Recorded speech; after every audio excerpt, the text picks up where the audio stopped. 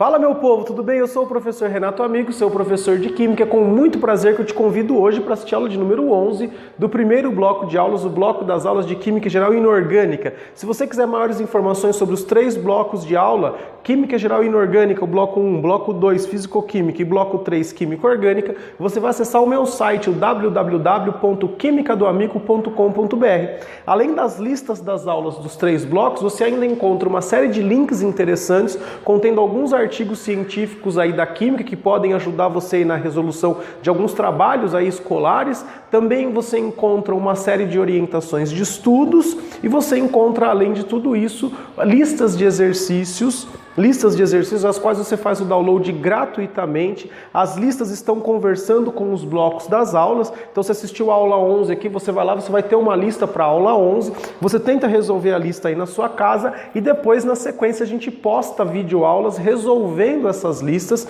para que você tenha aí a resolução comentada e você veja exatamente onde você errou ou qual é o meu método de resolução de exercícios para que você possa finalmente aprender aí os conceitos da química. Tudo bem? Seja muito bem-vindo, seja muito bem-vinda para a aula de número 11. Hoje a gente vai falar de lei de combinação e teoria atômica de Dalton.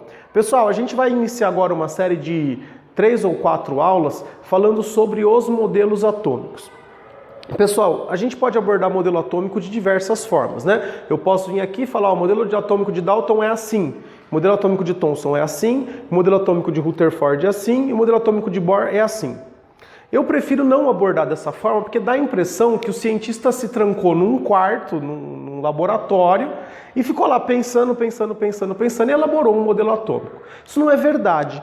Cada modelo atômico ele foi precedido do trabalho de uma série de cientistas, né? Um monte de gente trabalhou e coube a um cientista, né? Sempre cabe a um cientista pegar todos esses resultados desses experimentos, dessas observações feitas e modelar, né? E criar uma teoria para poder explicar um fenômeno da época. Vocês vão ver que o modelo atômico que a gente trabalha hoje, o modelo de Dalton, ele é eficiente para explicar um aspecto, um fenômeno que era observado na época. Mas ele não é eficiente para explicar todos os fenômenos. Por isso que veio o modelo atômico de Thomson, o modelo atômico de Rutherford. Então a minha abordagem é sempre assim, parto do experimento, ou seja, do problema que tinha na época, mostro como o cientista pensou para explicar esse problema e na sequência eu mostro novos problemas que foram surgindo e novas explicações. Eu acho que assim você entende melhor como a ciência foi sendo construída. A ciência não é feita de verdades absolutas, ela é feita de verdades transitórias.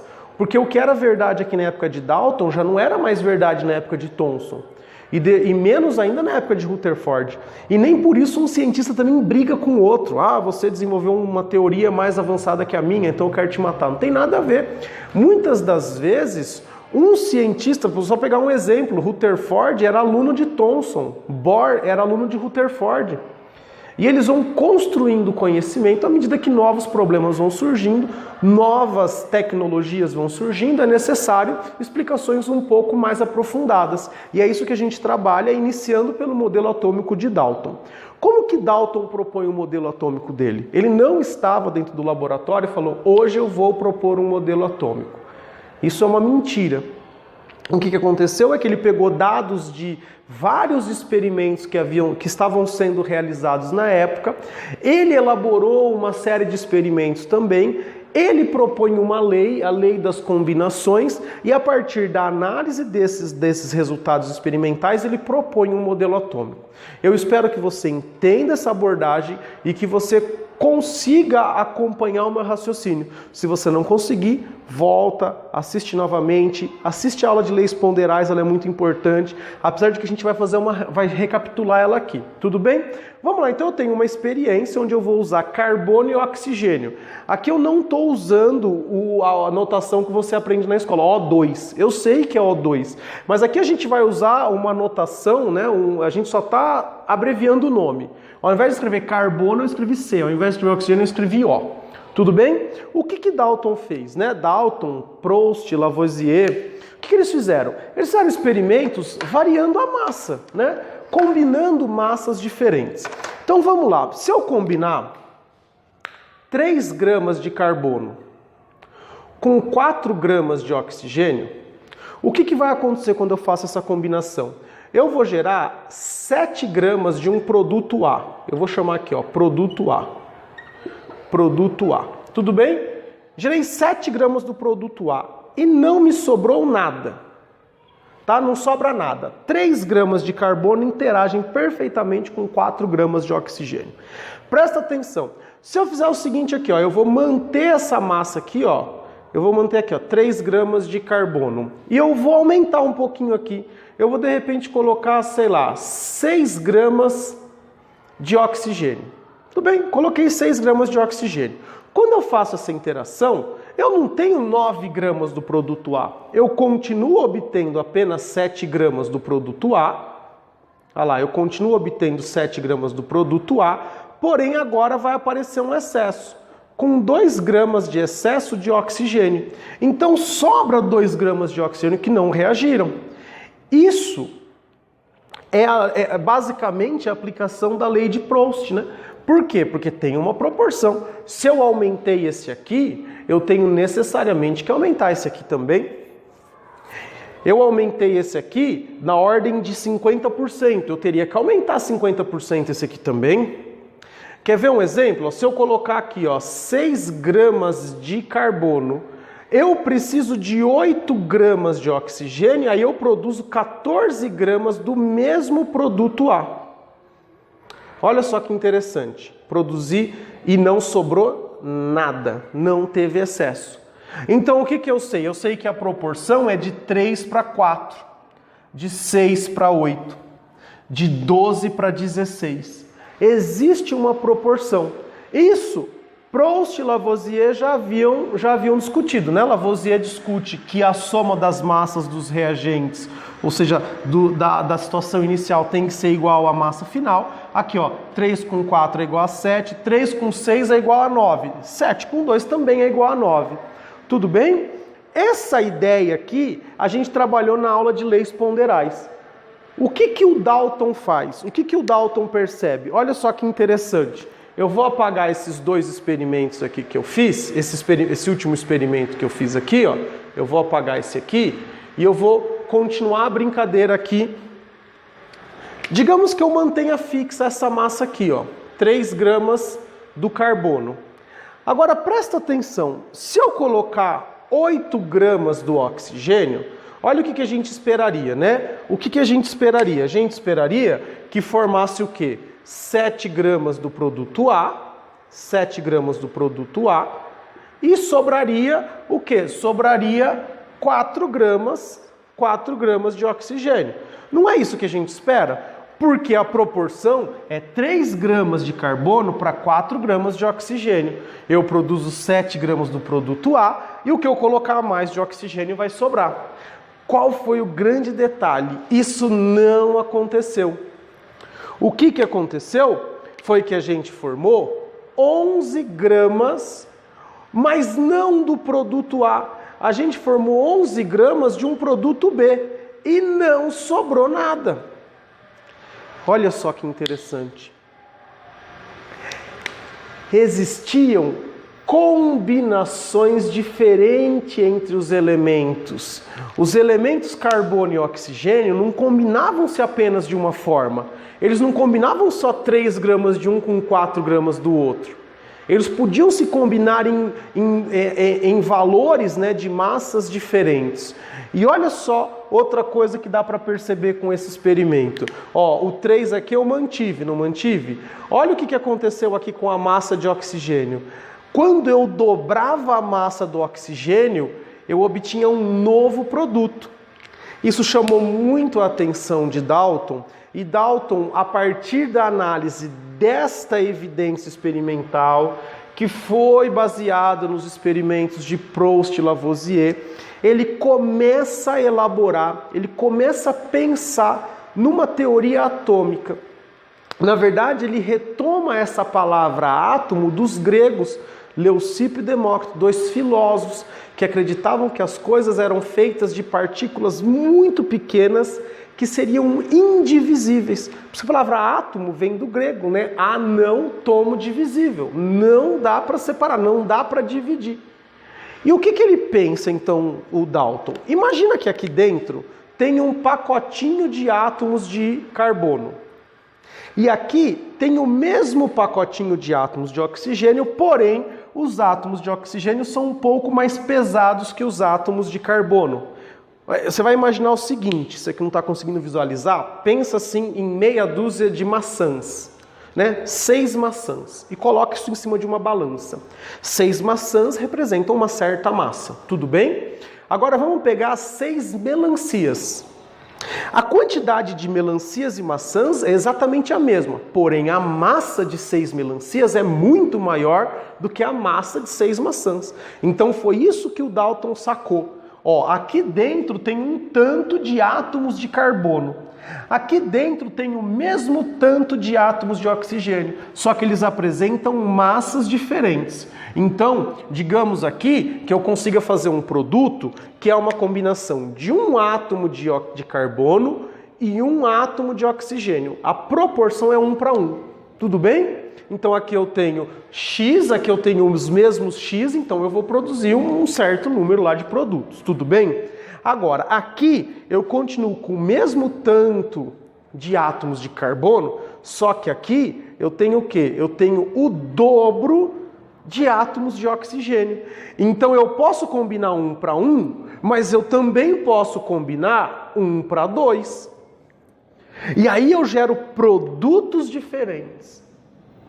Justamente aceitando a ideia de que dentro de 3 gramas de carbono tem um número de átomos de carbono. E dentro de 4 gramas de oxigênio tem o mesmo tanto de átomos de oxigênio. Quando eles se combinam, combinam-se na proporção de 1 para 1. Agora, se eu dobro a quantidade de oxigênios, eu posso fazer uma nova combinação com aquele mesmo tanto de átomos de carbono. E aí eu tenho um novo produto formado. Essa teoria, ela explica de forma absolutamente perfeita a lei de conservação das massas. Porque se cada átomo aqui apresentar uma massa e a soma desses átomos der 3 gramas, cada átomo aqui apresenta uma massa que é um pouco maior e a soma desses átomos dá 4 gramas, quando eu junto isso aqui, quando eu combino tudo, eu vou ter 7 gramas desse produto aqui. Agora, se eu pensar no dobro desse cara aqui, mas eu mantiver esse, eu tenho uma proporção diferente, uma combinação diferente. Tudo bem? Então foi partindo desta ideia que Dalton elabora, propõe as bases do modelo dele. Só para vocês terem uma ideia cronológica, isso aqui foi aproximadamente mais ou menos em 1803 que ele propõe essa lei de combinações. E ele vai propor o modelo atômico dele em 1808. Então teve alguns anos aí para ele digerir essa ideia, para ele entender, para ele provavelmente repetir esse experimento milhares de vezes com outros elementos. E ele chegou basicamente sempre à mesma conclusão, que dava para combinar os elementos de forma diferente, de forma a obter diversos produtos diferentes. Tudo bem? Então agora na próxima lousa a gente coloca aí os postulados, ou seja, quais foram as proposições de Dalton para o modelo dele, e aí a gente fecha a aula de modelo atômico de Dalton. Tudo bem? Beleza? Guarda um pouquinho aí. Olha lá, pessoal, então agora aqui a gente já tem uma lousa nova com os postulados de Dalton, que é o resumão desse modelo atômico dele. Olha só que interessante.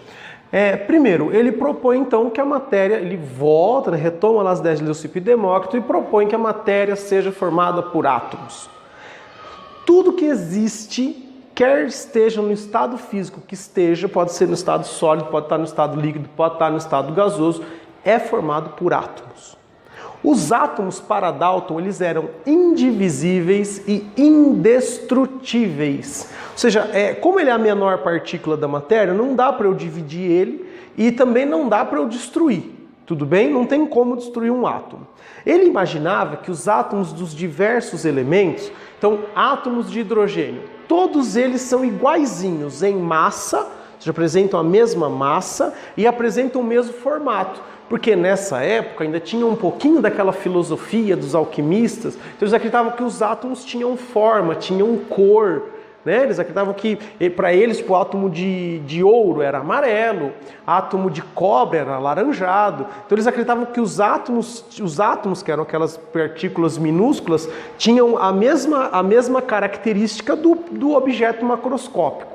Então eles imaginavam que os átomos eram todos do mesmo elemento, eram iguais em massa e formato. Uma outra coisa é que ele disse o seguinte, em uma transformação química, os átomos não podem ser criados, muito menos destruídos. Na verdade, o que acontece em uma transformação química é só uma recombinação de átomos. Vamos supor que isso aqui seja uma substância formada por 2 átomos, e isso aqui também seja uma substância formada por 2 átomos. Quando essas substâncias reagem, na verdade, um átomo daqui e um átomo daqui, eles vão se combinar em formatos diferentes.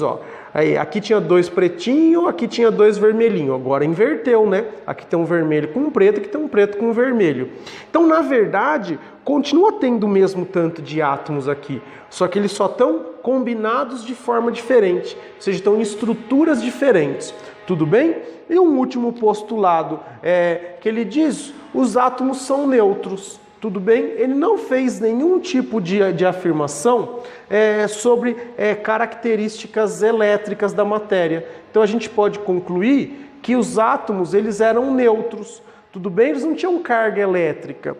Pessoal, desses postulados que Dalton propõe, né, vamos dizer assim, lá no início do século XIX, esse aqui a gente já sabe que foi por água abaixo, esse aqui também, vocês vão ver com o modelo de Rutherford a gente consegue mostrar que isso aqui não é bem assim, esse aqui também, já no próximo modelo de Thomson a gente já derruba isso aqui, agora isso aqui ainda não foi derrubado. Então você vê que o cara propõe um negócio lá na 1808 e até hoje o negócio é válido, né? Pra você ver como foi realmente uma revolução.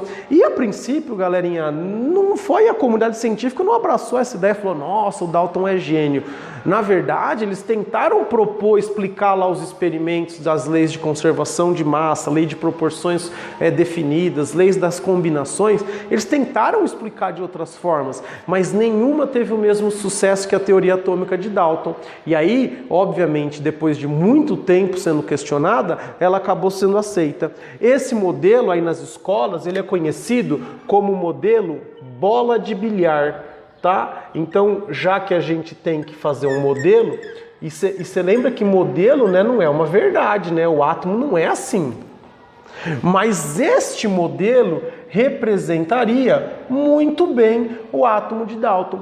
Por exemplo, vamos imaginar que isso aqui é um átomo de oxigênio. Ele é grandão. Aí se eu quisesse representar um átomo de hidrogênio, eu representaria assim, ele é um átomo pequenininho. Então os átomos passam a ser representados como esferas rígidas, maciças. E qual é uma esfera rígida e maciça que a gente conhece? É a bola de bilhar. Tá bom? Não foi Dalton que falou, o meu modelo atômico é bola de bilhar. Na verdade, a gente usa essas analogias para poder facilitar a nossa visualização do modelo. Tudo bem? Beleza? Pessoal, então essa foi a primeira aula aí de modelos atômicos. Eu espero que você tenha gostado, que você tenha conseguido acompanhar, né, essa evolução do pensamento, que talvez hoje para a gente pareça óbvio, mas a gente está falando de uma época em que as coisas estavam sendo descobertas. Então, e para isso são necessárias mentes geniais. Tanto que o negócio aqui é genial, porque até hoje algumas coisas ainda estão sendo válidas, mesmo com o desenvolvimento de todas as técnicas, todos os novos experimentos que a gente faz, ainda hoje a gente acredita, a gente define uma reação química como sendo uma recombinação de átomos. Tudo bem? Eu espero que você tenha gostado. Se você gostou, por favor, clique aí no joinha. Se você achou que essa aula foi interessante para você, por favor, compartilhe com seus amigos em suas redes sociais. Se você tiver qualquer dúvida, crítica, sugestão, elogio, qualquer coisa, você deixa aqui um comentário no YouTube, ou então você pode mandar um e-mail para mim no duvidas@quimicadoamigo.com.br ou no contato@quimicadoamigo.com.br. A sua intervenção sempre será muito bem-vinda, tudo bem? Eu só tenho que agradecer a vocês, então, que estão aí do outro lado, e tenho a dizer para vocês: beijo, tchau!